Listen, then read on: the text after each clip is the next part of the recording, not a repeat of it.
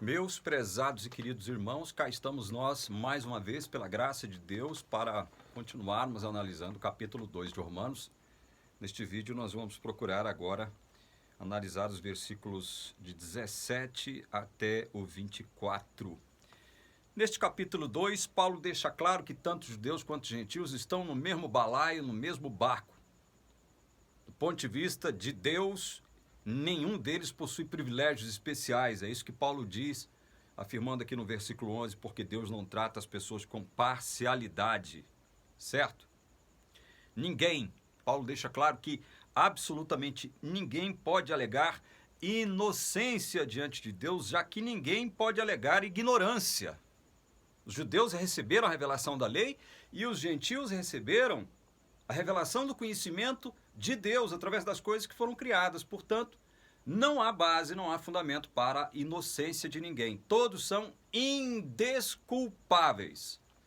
No versículo 17 até o 24, o texto diz assim: mas se você diz que é judeu, confia na lei e se gloria em Deus, se você conhece a vontade de Deus e aprova as coisas excelentes, sendo instruído na lei, se você está convencido de que é guia dos cegos, luz dos que se encontram em trevas, instrutor de insensatos, mestre de crianças, tendo na lei a forma da sabedoria e da verdade, você, pois, que ensina os outros, não ensina a si mesmo?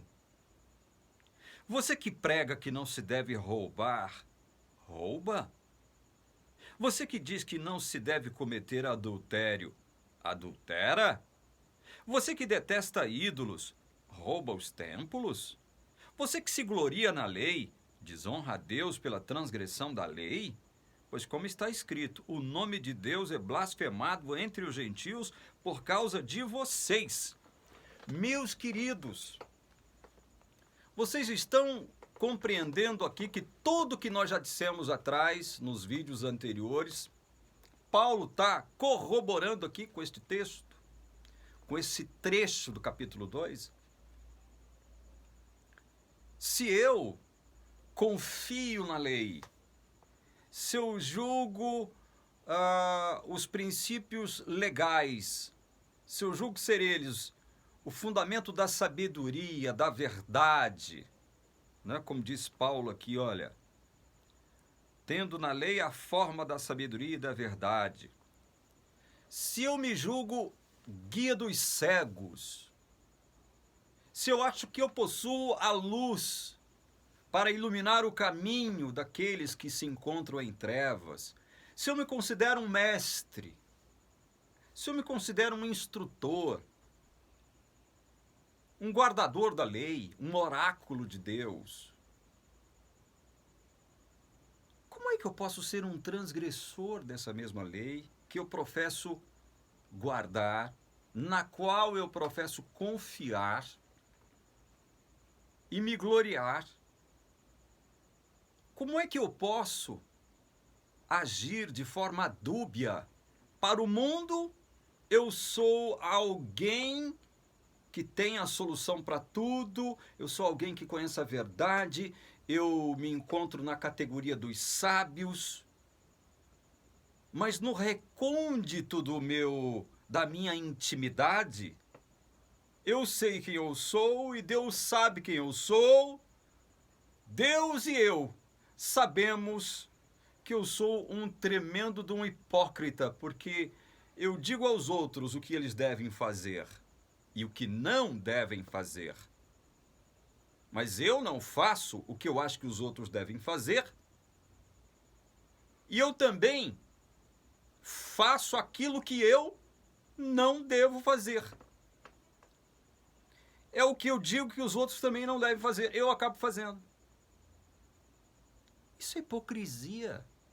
Isso é teatro. Isso é performance.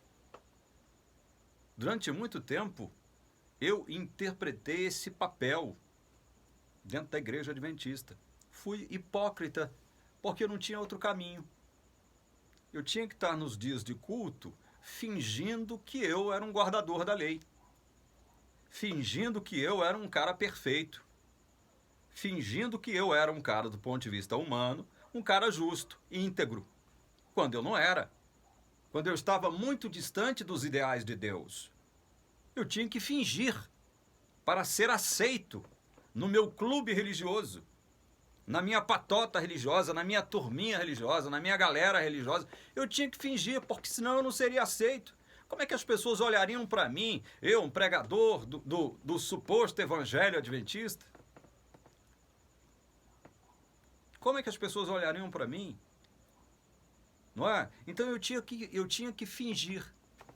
Bom, no vídeo anterior, eu encerrei o vídeo anterior apresentando um pequeno dilema, aparente dilema.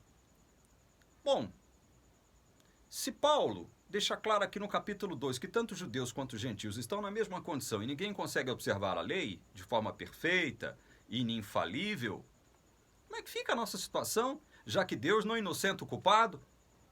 E realmente, Deus não inocenta o culpado. E Ele vai nos julgar pelas obras. E aí, como é que fica a situação dos crentes? Aí entra a questão da fé, sobre a qual Paulo vai falar, vai tratar a partir do capítulo 3, gente. Primeiro, ele tenta chocar tanto judeus quanto gentios com a realidade na qual eles estão. Isso nós estamos dizendo já em alguns vídeos, né? Ele tem que chocar os gentios com essa verdade. Olha, se Deus vai julgar todos pelas obras, e as minhas obras me condenam e te condenam, como é que fica a nossa situação? E Deus não inocenta o culpado? Estamos perdidos todos? Vejam, você percebe que se a humanidade se encontra na mesma condição diante de Deus, do ponto de vista humano, quem dentre a humanidade tem o poder de ser diferente? Isso por si só. Quem? Ninguém. Ninguém. Não há homem que não peque. Você quer viver guardando a lei? Você tem que obedecer a lei de forma perfeita, íntegra, infalível. Mas a Bíblia afirma que não há homem que não peque. Então a nossa situação qual é?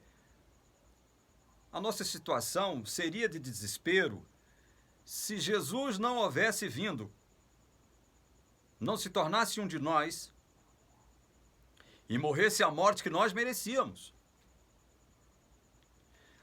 A nossa culpa recai sobre Jesus. O inocente recebe a nossa culpa. Você está entendendo?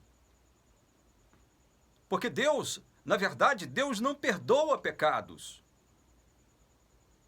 Nós somos livres da condenação do nosso pecado, primeiro o pecado de Adão, depois os nossos próprios, por conta do que Cristo fez em nosso lugar. Estão entendendo? Aquela culpa que deveria cair sobre mim, recai sobre um inocente chamado Jesus.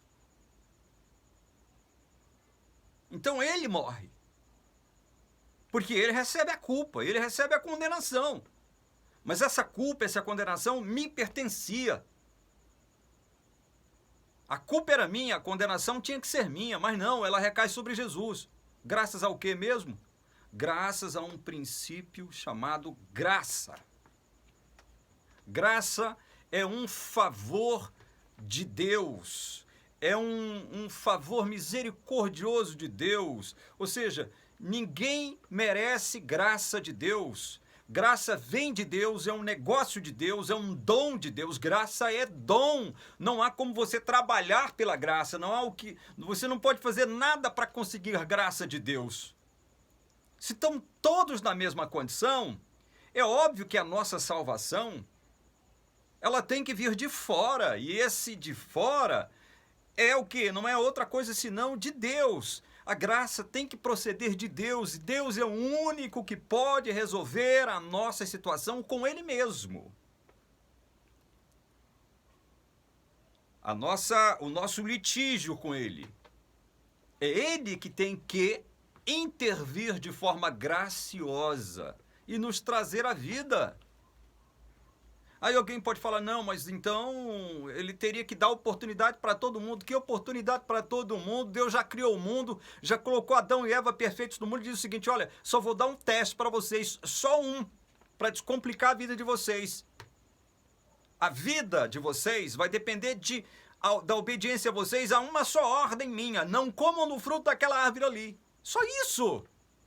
Ora, e Deus deixou bem claro, se vocês me obedecerem, vocês vão viver. Fiquem tranquilos, eu estou descomplicando as coisas, porque se eu tivesse feito o inverso, tivesse dito o seguinte, olha, tá vendo todas essas árvores aqui? Não, vocês não podem comer delas não. Nenhuma, você só pode comer daquela. Imagine se fosse o inverso, o contrário. Então Deus cria um planeta perfeito, cria um homem perfeito e dá somente uma ordem simples para ele cumprir. Não coma do fruto, meu filho. Você já tem fruto demais de outras árvores para comer. É só daquele que eu quero que você não coma. Me obedeça, por favor, e você vai viver eternamente. Todo mundo. Todo mundo que você gerar vai viver eternamente. O planeta vai ser uma filial do céu, vou estar aqui com vocês. Como que Deus pode ser injusto? Agora, ele não é obrigado a salvar ninguém. É isso que arminiano e pelagiano não entende. Não entende. Deus não é obrigado a salvar absolutamente ninguém. Mas, graças à bondade e misericórdia de Deus, que se manifesta através da sua graça salvífica sobre nós, ele vai salvar muita gente. Através de quem? Através de Cristo, gente. É Cristo assumindo aquilo que eu deveria assumir, ou seja, culpa e condenação. Agora, se a graça vem de Deus como dom e eu não posso fazer nada, é óbvio que é Ele que decide. É óbvio que é Ele que determina. Agora, Ele não é um Deus parcial pelo seguinte, porque Ele não faz distinção de etnia, de cor, de posição social, de língua. Ele vai salvar gente de todo mundo. É o que diz Apocalipse capítulo 5. Quer ver? Vamos ler só para corroborar a nossa ideia. Apocalipse capítulo 5, abre aí comigo, meu irmão. Olha só, Apocalipse capítulo 5, versículo, deixa eu ver aqui, versículo 9 e 10. Cantavam um cântico novo dizendo, digno és de pegar o livro e de quebrar os selos, porque foste morto e com teu sangue compraste para Deus os que procedem de toda tribo, língua, povo e nação. E para o nosso Deus os constituíste reino e sacerdotes, e eles reinarão sobre a terra. Deus não faz distinção de pessoas, por quê? Não é porque ele não elege, não. Não é porque ele não escolhe, não. Ele tem que eleger, ele tem que escolher, porque senão ninguém é salvo. Se Deus não elege, se Deus não escolhe, ninguém será salvo. Não. Deus não faz distinção de pessoas, presta atenção nisso, arminiano, pelo amor de Deus, é por isso aqui, ó, porque foste morto e com teu sangue compraste para Deus os que procedem de toda tribo, de toda língua, de todo povo e de toda nação. Ele não faz distinção de etnia, de língua, né, de povo, de nação, de posição social. Ele salva o rico, salva o pobre, salva o preto, salva o branco, salva o amarelo, salva o índio. Ele não faz distinção de pessoas, ele salva judeus, salva gentio, ele salva quem ele quer. Não é isso que Jesus diz em São João 5,21? Vai lá e lê. Por isso que o próprio Paulo diz aqui em Romanos 9,16 o seguinte, não depende de quem quer, depende de Deus querer. Mas aí não, vem o arminiano e diz que nós é que bagunçamos tudo, nós é que fazemos, descontextualizamos, nós é que tiramos do contexto e formamos pretexto. Eu vou dizer uma coisa para vocês, se há uma orientação teológica, não estou acusando ninguém aqui não, eu estou criticando as orientações teológicas. Se há uma orientação teológica que tira um texto do seu contexto para formar gigantescos pretextos, essa orientação teológica chama-se orientação arminiana. Arminiana, wesleyana, pelagiana, semi-pelagiana. São mestres em descontextualizar a palavra de Deus. Se Deus não elege, ninguém será salvo. Gente, Vamos terminar o capítulo 2 no próximo vídeo, do versículo 25 até o versículo 29.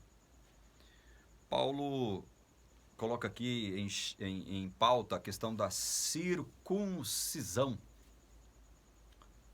E a gente precisa entender isso também, né? Para que a gente possa encerrar aqui a análise do capítulo 2 e adentrarmos ao capítulo 3, tá certo? No próximo vídeo, então, nós vamos encerrar a nossa análise do capítulo 2 de Romanos. Que Deus abençoe você, que Deus unja o seu entendimento, te dando luz, te dando sabedoria, te livrando do mal, em nome de Jesus.